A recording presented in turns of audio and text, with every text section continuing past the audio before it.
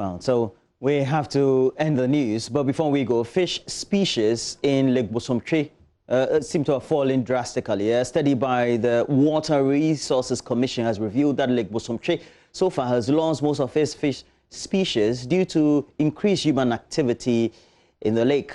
Excessive fishing and bad farming methods by individuals along the lake and its banks are expected to be blamed. West Africa's biggest natural lake is also said to be losing its depth and volume of water. Nana Ojima has been finding out more.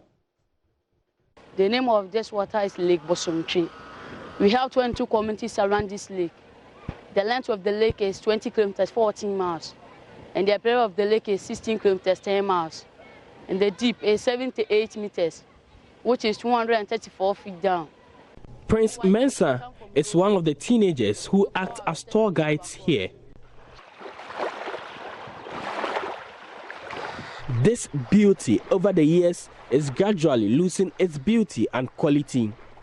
Fish species were once numbering over 10, but had reduced significantly. Fortunately, Tilapia bosomana, an endemic fish species, is one of the few species left in the lake. Senior Basin Officer Abena Dufie Redu Breman says enforcing bylaws on the lake is first step towards protecting it. There's a day that is set up, like a free day that nobody is supposed to go fishing. But unfortunately, this law is not being adhered to. And communities are fishing every day in the lake. So there's a lot of pressure on the lake. It's the areas that the fish spawn or breed should be left untouched. People are fishing these small fingerlings, and people are also cutting the vegetation where the fish hide and spawn. Vegetation cover along the lake is being cleared for plantain cultivation. Huge acreage of land across 22 communities around Bosomtwe has been affected. Chemicals used on these farms are washed into the lake, destroying living organisms which are already exposed to excessive sunshine. Asantehene Land Restoration Project is a joint intervention by the Menhia Palace and Oheneba Poku Foundation to reverse the trend. Coordinator Fred Chase-Sapon speaks of an intervention to encourage responsible farming outside the lake's buffer zone. We clear the land, we leave the bush to dry up and then decompose on the land so that we can cover a wide surface area and then maintain the soil moisture. So we don't do seasonal planting, we can do all year around planting.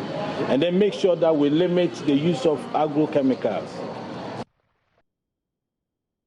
And before we go, a UK-based non-governmental organization, the Nautical Institute, has honored the Ghana Maritime Authority for its effort in repatriating stranded seafarers to and from Ghana. Now, in June, the authority rescued about some 25 seafarers who had remained at sea for months as borders closed due to the coronavirus outbreak, replacing them with a new set of crew that included some 12 Ghanaians. The citation was presented to the Director General of the Maritime Authority right here in the capital. We have more in the story. Many seafarers who had been locked up at sea due to restrictions imposed as a result of the coronavirus outbreak were finally rescued by officials of the Ghana Maritime Authority, and arrangements put in place to ensure regular crew swaps to ensure the seafarers get the opportunity to spend some time with their families in these times of difficulty. The effort has been recognized by UK-based NGO, the Nautical Institute. The institute presented citations to the Director General of the Ghana Maritime Authority, in which it expresses its grateful recognition of its hard work, commitment, and personal sacrifice in serving the needs of its fellow Ghanaians around the world. Local Secretary of the Nautical Institute, which has a consultative status at the International Maritime Organization, Captain William Amenshia, explained the rationale for selecting the Ghana Maritime Authority for the honor.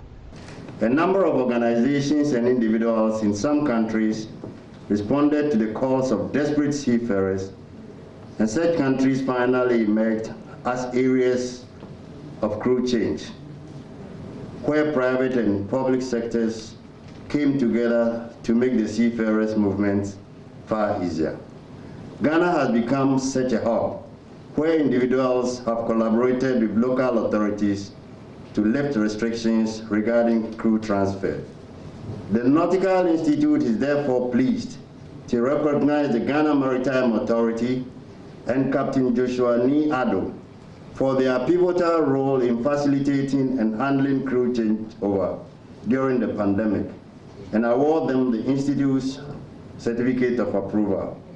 Receiving the citation, Director General of the Ghana Maritime Authority, Thomas Kofi Alonsi, said even though the authority was simply performing its duty, it was grateful for the recognition. He said the COVID-19 pandemic has plunged seafarers around the world into an unprecedented and desperate situation. As you are well aware, the COVID-19 pandemic has plunged seafarers around the world in an unprecedented and desperate situation.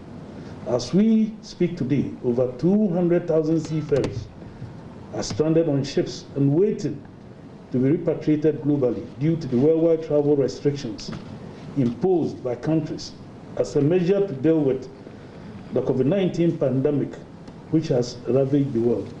Mr. Alonsi thanked President Akufo-Addo for granting permits for chartered flights carrying seafarers to land. It is in view of this that I wish to thank the President of our land, Nana Addo Dankwa Akufo-Addo, and his government for the foresight in understanding the plight of these frontline workers who have played their part during this pandemic to be relieved and repatriated by aircraft, even though the country's borders by land, sea and air are closed. Well, that's it, the latest news highlights we have, but we have to look at a couple of the newspapers, just three of them. We'll be joined by Gifty Ando Apia and Evans Mensah as we do the news reviews up next.